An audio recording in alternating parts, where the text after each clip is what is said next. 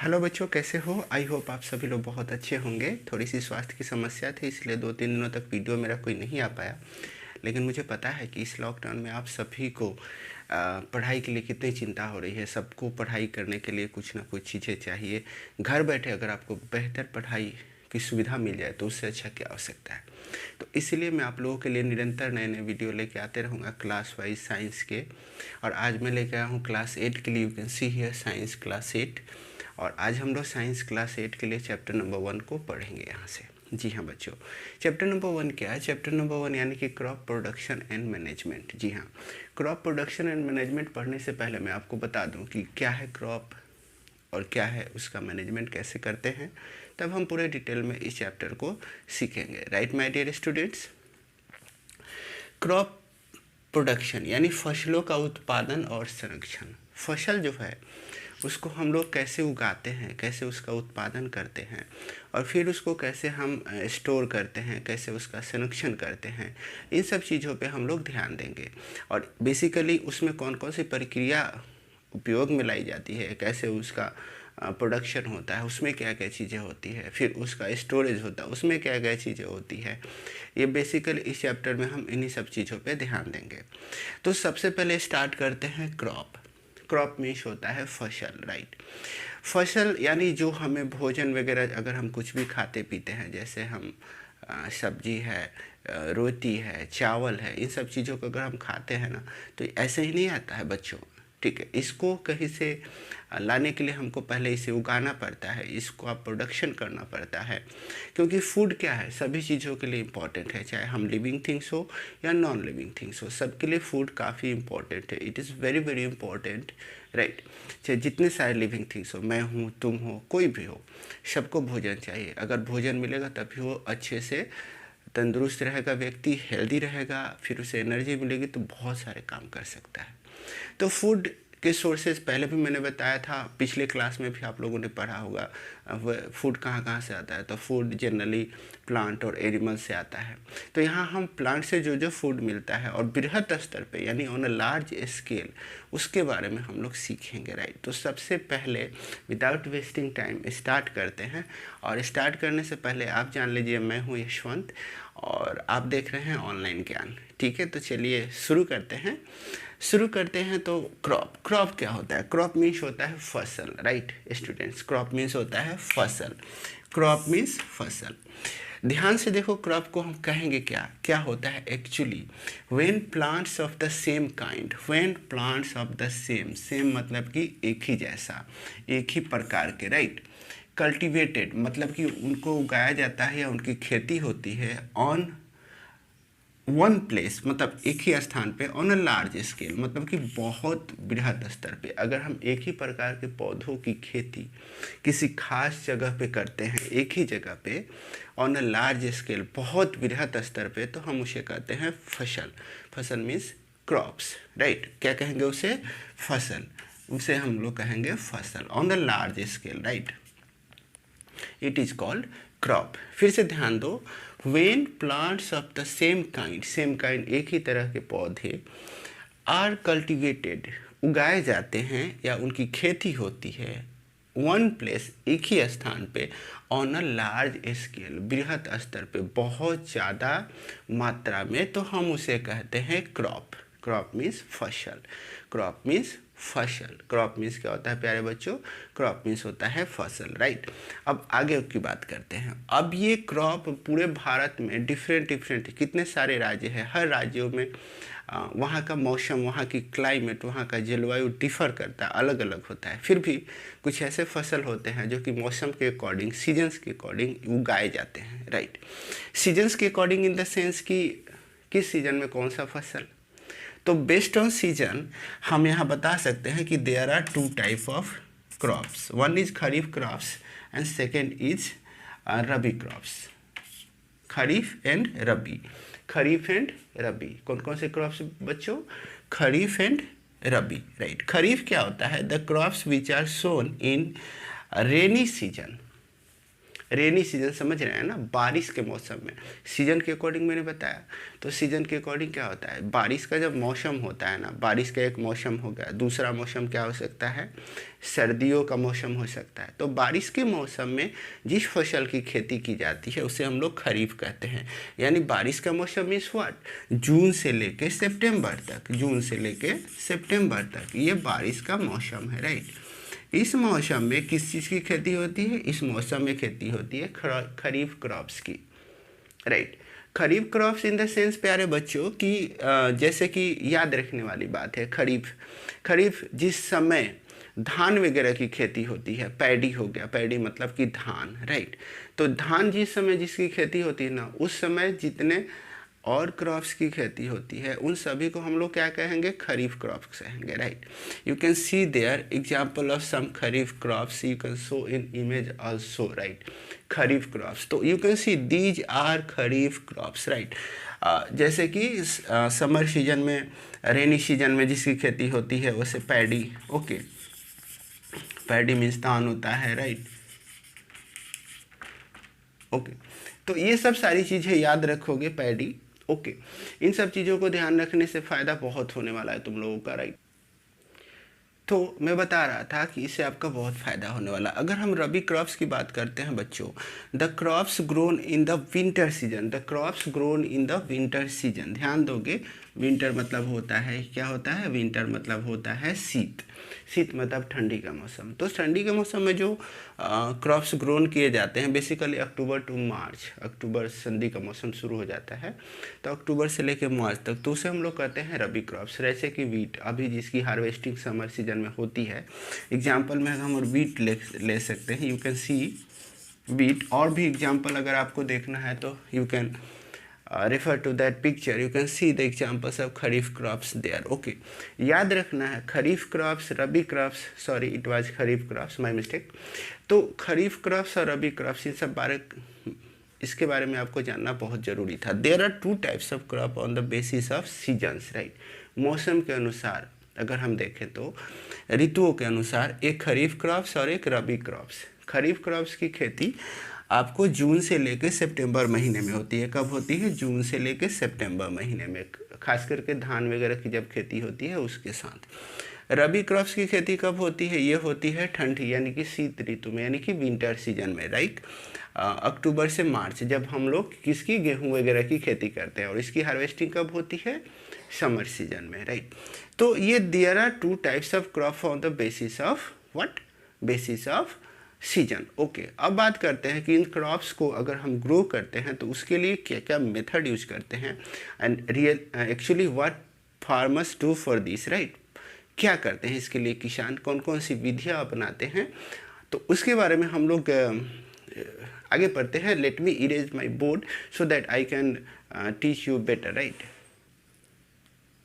तो हम बात कर रहे थे कि कौन कौन से प्रैक्टिसेस फार्मर्स यूज करता है और क्या क्या करता है ताकि उन फसल को उगा सके। तो डियर स्टूडेंट्स, फार्मर्स बहुत सारी चीज़ें करते हैं, राइट। तो वो फसल उगाने से पहले बहुत सारी चीज़ों को करते हैं, चीज़ों इन द सेंस कि बहुत सारे प्रैक्टिस करते हैं ताकि वो फसल का उत्पादन हो जाए अच्छे से। जैसे कि मिट्टी की देखभाल करना, मिट्टी को तैयार करना, उसमें उर्वरक, खाद, मैन्योर्स, फर्टिलाइजर्स डालना, फिर फसल के इरिगेशन करना, उसकी सिंचाई करना, उसमें अगर अनवांटेड कोई प्लांट आ जाता है तो उसको रिमूव करना, ये बहुत सारी चीज़ें होती है। तो दो आर नोन एज, उसे हम लोग क्या कहते हैं, उसे हम लोग कहते हैं agricultural practices, right. That is called agriculture practices, right. अब इसमें एग्रीकल्चर प्रैक्टिसेज में बहुत सारे प्रैक्टिस है। एग्रीकल्चर प्रैक्टिस में सबसे पहले फार्मर्स क्या करता है, सबसे पहले वो करता है सॉइल को prepare, right, preparing of soil. अब इसमें हम लोग देखते हैं कि वो प्रिपेयरिंग ऑफ सॉइल में यानी कि मिट्टी को कैसे तैयार किया जाता है। हम सबको पता है कि जब हम मिट्टी के अंदर पौधों को लगाते हैं तो उसके रूट सॉइल के अंदर जाते हैं और तब जाके वो पूरी तरह से एस्टेब्लिश होता है प्लांट्स। क्या आपको पता है कि मिट्टी के अंदर बहुत पहले से आप पढ़ते आ रहे हैं कि बहुत सारे न्यूट्रिएंट्स होते हैं, छोटे छोटे इंसेक्ट्स होते हैं जो कि प्लांट के लिए फ़ायदेमंद होते हैं, उसमें ह्यूमस होता है, मैन्योर्स होते हैं, बहुत सारी चीज़ें। और प्लांट जो ग्रो करता है ना, तो मिट्टी के ऊपर का कुछ ही लेयर्स उसे चाहिए होता है, कुछ ही इंच वो नीचे तक जा पाता है। तो वो जो न्यूट्रिएंट्स होते हैं, जो ह्यूमस होता है, वो मिट्टी में बहुत नीचे चला जाता है। तो इसके लिए क्या करते हैं फार्मर, सबसे पहले खेतों की जुताई करते हैं, जिसे हम लोग प्लॉइंग बोलते हैं, PLOUGH, राइट। जुताई करते हैं ताकि उनके जो न्यूट्रिएंट्स हो, जो और भी पार्ट्स हैं, वो ऊपर चले आए और प्लांट जब उसमें हम लोग उपजाने के लिए, जब ग्रो करने के लिए उसको, उसमें सीड को अगर हम लोग शो करें तो उनको पर्याप्त मात्रा में न्यूट्रिएंट्स वगैरह सब कुछ मिल सके। तो सबसे पहले प्रिपेयरिंग ऑफ सॉइल, इसमें क्या क्या कर सकते हैं फार्मर्स, तो बहुत सारी चीज़ें करते हैं। जैसे कि आप इसे बोल सकते हो जोतना भी बोल सकते हैं, राइट। इसे हम लोग और भी अलग अलग भाषा में अलग अलग जगहों पे बहुत सारी चीज़ें की जाती है। तो इसमें बेसिकली फार्मर्स करते क्या हैं, इसके लिए बहुत सारी चीज़ें हैं। पहले क्या होता था, 2-3 चीज़ें थी। एक तो ट्रेडिशनल पहले मशीन्स होती थी, आजकल एक जगह ले लिया इसने, किसने, ट्रैक्टर ने। पहले आप लोग देखते थे तो पहले क्या होता था, हल होता था, राइट। तो पहले हल यूज किया जाता था, राइट, जो कि ये पुराने ज़माने से ही चलता हुआ आ रहा है। आजकल इसकी जगह किसने ले ली है, ट्रैक्टर ने ले ली है। बेसिकली ये क्या होता है, आप इमेज में देख सकते हो, दोनों की इमेज में आपको दिखा रहा हूँ, ट्रैक्टर और हल। हल में भी बहुत सिंपल, उसमें भी एक नुकीला पदार्थ है, आप वहाँ पे देख सकते हो, जो कि मिट्टी को अच्छे से खोदते हुए बाहर निकल जाता है, और वो मिट्टी को खोद खोद के बाहर निकालता है, ऐसे ऐसे साइड बाई साइड, राइट। तो उससे फ़ायदा क्या होता है कि नीचे जो न्यूट्रिएंट्स होते हैं ना, वो बहुत आसानी के साथ इसके अंदर आके इसमें सेव हो जाते हैं। माय डियर स्टूडेंट, समझ रहे हैं मेरी। उसके बाद जनरली क्या होता है, आप देख सकते हैं कि खेती करने के लिए सबसे पहले मिट्टी को तैयार कर लिया जाएगा, उसकी जुताई हो गई। उसके बाद फार्मर्स का सब दूसरा काम क्या होता है, आपको मैंने इमेज में भी दिखाया कैसे कैसे आजकल, पहले ट्रेडिशनल औजार क्या होते थे जिससे जुताई होती थी, फिर उसकी बराबरी की जाती थी, बराबर लेयर बनाए यानी टाइलिंग की जाती थी। उसके बाद क्या हो गया, ट्रैक्टर्स ने उसकी जगह ले ली। ट्रैक्टर क्या करता है, 10 लोगों का काम एक ही साथ कर देगा, 20 लोगों का काम एक ही साथ कर देता है। पहले बैल वगैरह यूज किए जाते थे, हल के साथ जोता जाता था, आप देख रहे हैं इमेज में, राइट। लेकिन धीरे धीरे होते समय है तो बदलाव तो होते रहता है दोस्तों, राइट। अब बात करते हैं आगे। अब प्रिपेयरिंग ऑफ सॉइल हो गया। प्रिपेयरिंग ऑफ सॉइल के बाद फार्मर्स क्या करता है, तो बहुत सिंपल, उसके बाद प्रिपेयरिंग ऑफ सॉइल के बाद फार्मर्स नेक्स्ट अगर ये कर लिया तो उसका दूसरा काम क्या होता है भाई, पहले मिट्टी को चेक करता है कि उसमें पर्याप्त मात्रा में फर्टिलिटी है कि नहीं, यानी उसके अंदर जो उर्वरक क्षमता होनी चाहिए वो उसके अंदर है कि नहीं। अगर नहीं है तो उसके लिए फार्मर्स क्या करेगा, उसमें डालेगा खाद और फर्टिलाइजर्स। ओके, ये खाद और फर्टिलाइजर्स जो है, ये इसमें हम लोग बीज डालने के पहले भी फार्मर्स खेतों में डालते हैं या उसके बाद भी डालते हैं, चॉइस उन पे डिपेंड करता है। पहले भी डाल के अच्छे के साथ जब वो खेतों की जुताई होती है तो उसके साथ वो उसमें मिक्स हो जाता है। तो एडिंग मैन्योर मीन्स होता है खाद, फर्टिलाइजर मीन्स भी उर्वरक होता है। दोनों में डिफरेंस ये होता है प्यारे बच्चों, you can see fertilisers are made in factory, right. ये कहाँ बनाए जाते हैं, फैक्ट्री में बनाए जाते हैं, केमिकल के थ्रू बनाए जाते हैं और काफ़ी न्यूट्रिएंट रिच होते हैं, क्योंकि इनमें नाइट्रोजन, फॉस्फेट, ये सब चीज़ें मिक्स होती है। ये न्यूट्रिएंट रिच होते हैं, लेकिन इसमें ह्यूमस नहीं होता है। आगे चल के मैं आपको दिखा देता हूँ फर्टिलाइजर्स और मैन्योर में क्या क्या डिफरेंसेज है। आप you can C on my screen क्या क्या डिफरेंस है, फर्टिलाइजर्स क्या होता है, मैन्योर क्या होता है। तो पहले इसका हम लोग डिफरेंस देख लेते हैं, राइट। तो आप डिफरेंस देख सकते हो, स्क्रीन पे आपको दिख रहा है क्या क्या डिफरेंस है। फर्टिलाइजर्स है उसमें ह्यूमस नहीं है, राइट, लेकिन मैन्योर में ह्यूमस होता है। फर्टिलाइजर्स फैक्ट्री में बनाए जाते हैं, लेकिन मैन्योर्स हम लोग घर पे ऑर्गेनिक चीज़ों के साथ प्रिपेयर कर सकते हैं। काऊ डंग वगैरह हो गया या और भी बहुत सारी चीज़ें हो सकती है, वो हो गया, तो इसके साथ कर सकते हैं। ऐसे बहुत सारे एग्जांपल्स आप देख सकते हो क्या क्या डिफरेंस है, you can learn it. Okay, बहुत अच्छे से दिख रहा है, इसको नोट भी कर लोगे और आप लोग इसे लर्न भी कर लोगे। अब हम काम की बात करते हैं कि कैसे इसको मिक्स किया जाता है और फर्टिलाइजर्स और मैन्योर को। और खेतों में, तो ये हम सीड के साथ ही इसे मिक्स कर सकते हैं, या फिर उससे पहले भी खेतों में जुताई के टाइम इसका यूज कर दिया जाता है ताकि सॉइल की फर्टिलिटी को बढ़ाया जा सके। इसके बाद अगर हम बात करते हैं कि इसको अगर हम लोग ख़त्म करते हैं तो उसके बाद और क्या क्या कर सकते हैं, तो वी कैन सी हियर। उसके बाद प्रिपेयरिंग ऑफ सॉइल के बाद, हेडिंग मैन्योर वगैरह के बाद सोइंग सीड। सोइंग सीड मतलब कि बीज डालना, सोइंग सीड। सोइंग सीड करने के लिए यानी कि बीज डालते हैं। नेक्स्ट क्या करते हैं, sowing seed. You can see there how they are sowing seed. Okay, तो सोइंग सीड के भी बहुत सारे तरीके हैं, एक है ट्रेडिशनल और एक है आजकल का मॉडर्न। ओके, पहले लोग क्या करते थे ना, क्योंकि सीड को ग्रो करने के लिए एक डिस्टेंस चाहिए होता है। बहुत सारे सीड अगर हम एक ही जगह डाल दें तो अच्छे से ग्रो नहीं करता, उसको जगह चाहिए होती है। तो लोग पहले क्या करते थे, मैनुअली जगह जगह जहाँ जहाँ ज़रूरत होती थी वहाँ वहाँ सीड को ऐसे ऐसे फेंकते जाते थे, डिस्टेंस लेके। आगे आगे हल चलता था, पीछे से लोग उसमें सीड डालते थे, आप वहाँ देख रहे हैं। लेकिन आजकल ट्रैक्टर्स हो गया, बहुत सारी चीज़ें हो गई, एक ही साथ उसके साथ ही बहुत तेज़ी के साथ सारा सीड शो कर जाता है। उसके बाद ऊपर से मिट्टी आके ढक भी जाती है। सीड शोइंग से पहले फार्मर्स ये भी ध्यान में रखते हैं कि उनको कैसा सीड चाहिए, उन्नत किस्म का सीड चाहिए होता है। और आपने देखा होगा खेतों में जब सीड वगैरह, जब पानी में सीड को डाला जाता है ना, तो कुछ सीड ऊपर तैरने लगते हैं।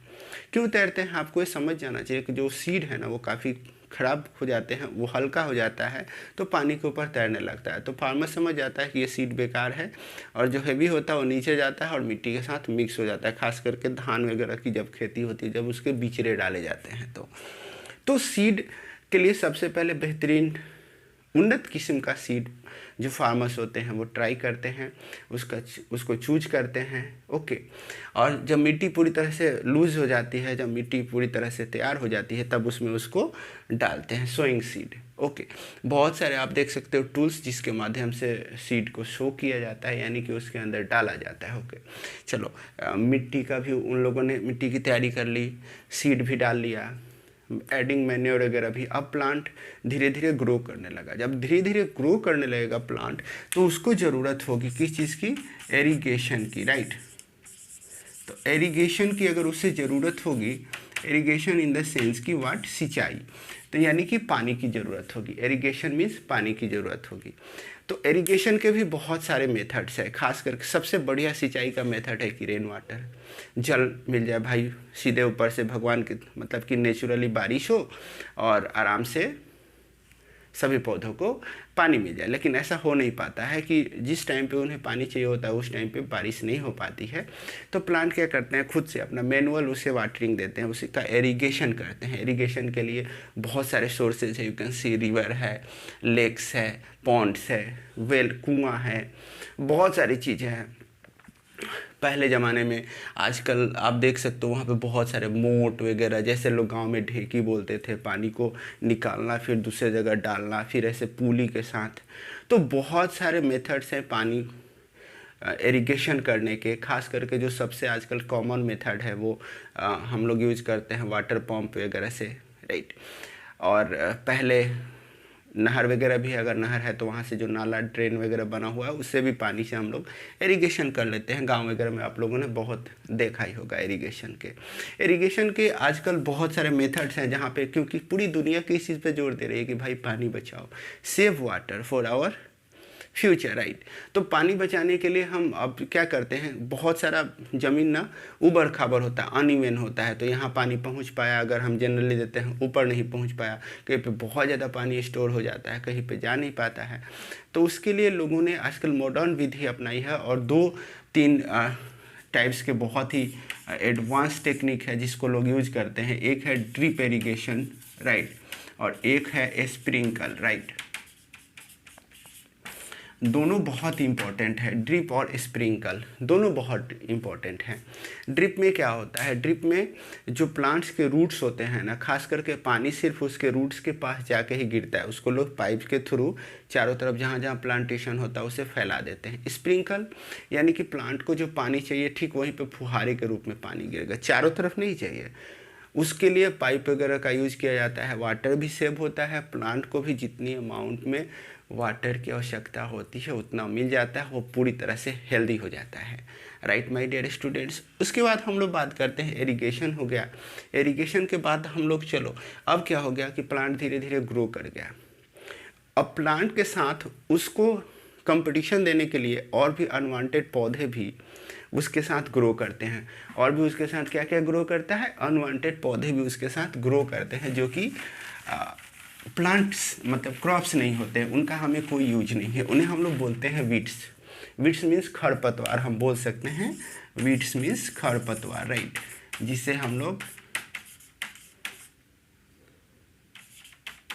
ये खरपतवार है, ओके, तो उसे हम लोग खरपतवार भी बोल सकते हैं। यानी कि ये क्या होता है, अनवांटेड प्लांट होता है जो कि उसके साथ ग्रो करता है क्रॉप्स के साथ, और इसे भी उतनी ही मात्रा में पानी सभी चीज़ें इसे भी चाहिए होता है। तो होता क्या है कि एक्चुअली प्लांट्स का ग्रोथ नहीं हो पाता है, बाकी क्रॉप्स जो एक्चुअल हमें चाहिए होता है उसकी ग्रोथ अच्छे से नहीं हो पाती है, और इसके चलते तो फार्मर्स क्या करते हैं, इसको समय रहते अपने क्रॉप से हटा देते हैं। तो उसके लिए दो तीन चीज़ें वो यूज करते हैं, या तो वो वीडीसाइड यूज करते हैं, वीडीसाइड मतलब कि इसको जिसे खरपतवार नाशक बोला जाता है, या फिर एक नेचुरल मैन सोर्स यूज किया जाता है। सोर्स इन द सेंस कि हम लोग खुद से काट सकते हैं, इसमें बहुत सारे लोगों की ज़रूरत होती है खरपतवार को हटाने के लिए, या फिर वीडीसाइड यानी जो केमिकल होता है उसको स्प्रे करते हैं। पेस्ट भी बहुत सारे आ जाते हैं क्रॉप्स के साथ, जिसे हम लोग पेस्टिसाइड्स के माध्यम से, कीटनाशक के माध्यम से उसे हटा देते हैं। तो क्योंकि अगर आपने खेती कर ली ना, तो आपको सुरक्षा भी अपने फसल की करनी बहुत आवश्यक होती है। तो ये प्रिपेयरिंग ऑफ सॉइल, इरिगेशन हो गया, एग्रीकल्चर प्रैक्टिसेज में आपने ये भी देख लिया। उसके बाद ये वीडीसाइड वगैरह भी कर लिया। अब लास्ट चरण आता है कि भाई चलो मेरा प्लांट अब पूरी तरह से तैयार हो गया, क्रॉप्स मेरा पूरी तरह से तैयार हो गया, अब उसकी हो जानी चाहिए कटाई। एक सही समय पे उसकी हो जानी चाहिए कटाई, क्योंकि उससे क्या होगा कि वो आपके इतनी सारी आपने मेहनत की तो आपके पास आना भी तो चाहिए। तो उसकी कटाई करने के लिए, जिसे हम लोग बोलते हैं नेक्स्ट जो होगा हार्वेस्टिंग, हार्वेस्टिंग, राइट। तो ये हो गया हार्वेस्टिंग।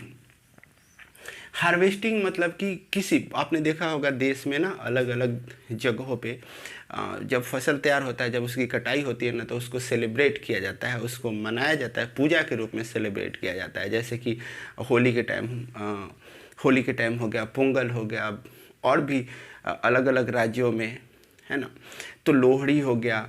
तो ये सब सेलिब्रेशन एक्चुअली किस लिए होता है कि जो मतलब खेती की जाती है, जो हमारा उत्पादन होता है क्रॉप्स सही से हो जाता है, तो फार्मर्स उसको सेलिब्रेट करते हैं। अलग अलग राज्यों में अलग अलग जगहों पे अलग अलग नाम है, उसके अनुसार सेलिब्रेशन होते रहता है। अब हार्वेस्टिंग करने के भी बहुत जनरली एक मैनुअली, या तो बहुत सारे मजदूर मिलके, बहुत सारे लोग मिलके खेतों की हार्वेस्टिंग करें। और आजकल क्या है कि हार्वेस्टर्स आ गए हैं। हार्वेस्टर इन द सेंस जो साथ ही कटाई करते हैं और फिर उसको थ्रेशर, जैसे पहले थ्रेशर होता था जिसमें गेहूं वगैरह डाल के, आप देख सकते हो थ्रेशर देखो, पहले सबसे पहले जैसे गेहूं की कटाई हो गई तो उस थ्रेशर में डाला जाता था। वो क्या करता था, उसमें से सीड यानी वीट बाहर निकाल देता था, हस्क वगैरह भूसा वगैरह बाहर निकाल। हार्वेस्टर को आप देखिए, हार्वेस्टर में क्या है, एक ही साथ सभी चीज़ें निकालते जाता है। जैसे इसने कटाई की और साथ ही ये क्या करता है, सीड को भी बाहर निकालते जाता है। तो इसमें हमें दो बार कोई प्रक्रिया करने की ज़रूरत नहीं होती है, और काफ़ी अच्छे से वृहत स्तर पे, मतलब कि लंबे 1-1 हेक्टेयर 2-2 हेक्टेयर बहुत आसानी के साथ कुछ ही मिनटों में ये कट कर देता है। तो हार्वेस्टिंग यानी कि हमारा फसल तैयार हो गया तो हमने हार्वेस्टिंग कर दी। आप लोगों के लिए रेफरेंस के लिए मैंने लिख भी दिया कि हम लोगों ने क्या क्या किया। अब हार्वेस्टिंग के बाद जो सबसे लास्ट वाला प्रोसेस होता है वो होता है स्टोरेज। यानी कि चलो भाई मैंने अपना क्रॉप अच्छे से उत्पादन कर लिया, लेकिन मैं एक दिन में उसे कंज्यूम तो नहीं करने वाला हूँ। अगर मार्केट में भी मुझे उसे बेचना है तो तुरंत मैं नहीं बेच पाऊँगा, ठीक है। तो उसकी स्टोरेज की जाती है। अगर छोटे स्तर पे आप फार्मर्स देखो तो अपने घरों में स्टोर कर लेता है, उसके लिए बड़ी बड़ी टंकी बनवा ली जाती है, कुछ स्टोरेज प्लांट बनाए जाते हैं। लेकिन बड़े स्तर पे ग्रेनरी जैसे अनाजशाला जो होता है, गोदाम जो होते हैं, जैसे आजकल आप लोग नाम सुनते होंगे FCI, food corporation of India, वहाँ पे बहुत ज़्यादा मात्रा में जो हमारी क्रॉप्स होती है, फसल होती है, उसको स्टोर किया जाता है। स्टोरेज इसलिए ज़रूरत है कि अगर हमें भविष्य में फिर से उसे यूज करना हो तो हमारे पास पर्याप्त मात्रा में हमारा स्टॉक रहे। एक ही दिन में तो इतनी ज़्यादा में, जैसे आपने 100 क्विंटल 200 क्विंटल या बहुत 2-3 टन आपने खेती की, तो आपका घर अगर 10-12 लोगों का है तो सब आप अकेले यूज नहीं कर पाओगे। तो या तो उसे आप सेल करोगे कमर्शियल यूज के लिए, राइट, कुछ पैसे आपको मिले, आपने खेती की है तो। या दूसरा जो खरीदता है बड़ी बड़ी कंपनियां, वो बहुत ज़्यादा उसके पास अमाउंट हो जाता है तो उसको स्टोर करने के लिए वो अपना गोदाम वगैरह यूज करती है। तो storage is also very very important, और स्टोरेज भी प्रॉपर होता है ताकि उसे पानी, हवा, इन सब चीज़ों से बचाया जा सके। ठीक है, तो ये कुछ एग्रीकल्चर प्रैक्टिसेस फार्मर जनरली अपने क्रॉप को उगाने के लिए करता है, जैसे preparation of soil, sowing seed, adding manure and fertilisers, you can see, irrigation, protecting from weeds, खरपतवार से बचाना, हार्वेस्टिंग और स्टोरेज। इतना काम करने के बाद फार्मर्स क्या करता है, अपना फसल बहुत अच्छे से उगा पाता है। समझ गए प्यारे बच्चों?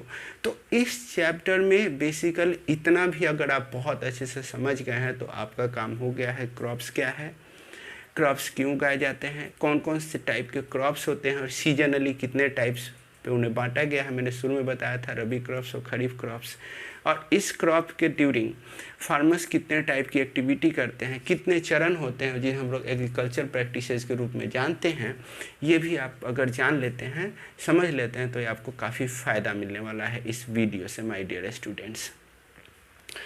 उसके बाद मैंने ये भी बताया था कि फर्टिलाइजर्स और मैन्योर, यानी कि उर्वरक और खाद में क्या डिफरेंस होता है, वाह, how the both are different from each other, दोनों में अंतर क्या होता है। तो उसको भी एक बार आप स्क्रीन पे देख सकते हैं कि ये डिफरेंस होता है। अच्छे से रिवाइज कर देंगे, और आपने अगर इस वीडियो से कुछ भी बहुत अच्छे तरीके से सीखा है तो डोंट फॉरगेट टू लाइक। अपने दोस्तों के साथ जो इस लॉकडाउन में पढ़ाई नहीं कर पा रहे हैं, घर पे बैठे हैं, आपके सहपाठी हैं, उनके साथ शेयर कीजिए। और मेरे चैनल पे जाइए, छोटे बच्चों के लिए भी वहाँ पे क्लास 1 से लेकर अभी फ़िलहाल 8 तक है, 9, 10 के भी बहुत सारे वीडियो आएंगे। तो don't forget to subscribe, like करते रहिए। और कुछ भी क्वेश्चन हो इस चैप्टर से रिलेटेड अभी भी, तो आप कमेंट बॉक्स में ज़रूर बताइएगा। एक वीडियो में और लेके आऊँगा इस चैप्टर से रिलेटेड इंपॉर्टेंट क्वेश्चन आंसर को लेके। आपको मैं सॉल्यूशन भी प्रोवाइड करूँगा, नोट्स भी प्रोवाइड करूँगा, उससे रिलेटेड MCQ टाइप क्वेश्चंस भी मैं आप लोगों को दूँगा।